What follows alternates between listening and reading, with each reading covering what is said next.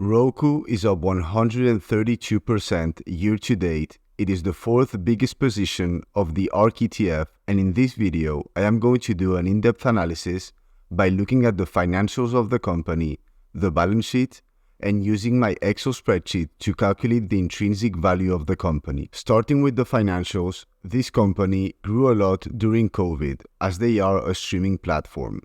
They managed to grow revenues between 44 and 57% during those years. Since then, the growth percentage has naturally come down, and analysts are expecting them to grow at an average of 13% for the next 5 years.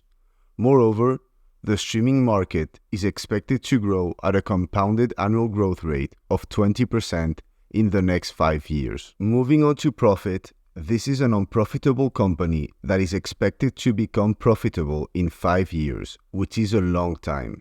Their net income has been decreasing even though they have more revenue, which is not good. However, they have been free cash flow positive for the last 2 quarters. And this is a company with high margins. Their current gross margin is around 45%. Then, in order to calculate the intrinsic value of the company, I used my Excel spreadsheet, which tells me at what price you should buy a stock based on the assumptions about the future of the company that you put in. I did a 7-year analysis with low, middle, and high assumptions. Right now, you are seeing 6 numbers. The top 3 are based on net income and the bottom 3 on free cash flow. They mean 2 things.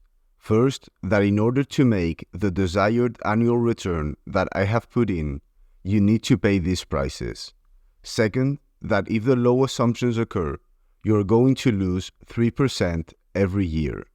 If the middle assumptions occur, you're going to make a 9.5% annual return, and if the high assumptions occur, 25.5%.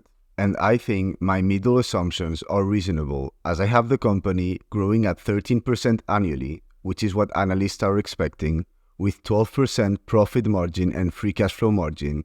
This is the hard part about valuing the company, but I think they can achieve this because of their high gross margin.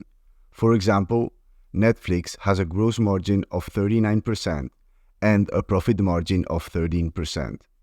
I also assigned a 20 PE and price to free cash flow to the company and left the share outstanding change at 0%. Because even though they have been issuing shares, they have also bought back some shares in recent quarters. But I will talk about this later in the video because this is important.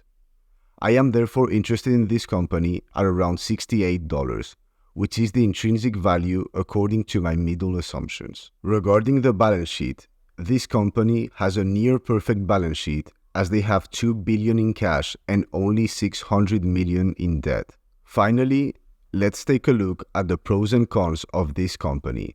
Starting with the pros, the global streaming hours for Roku has increased from 5.1 billion to 26 currently.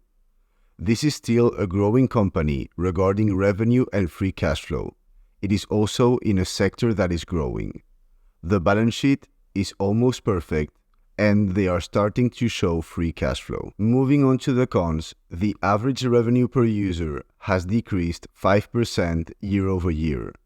There is a lot of competition in the streaming space, which could lead to less profit in the future if they have to lower prices in order to compete.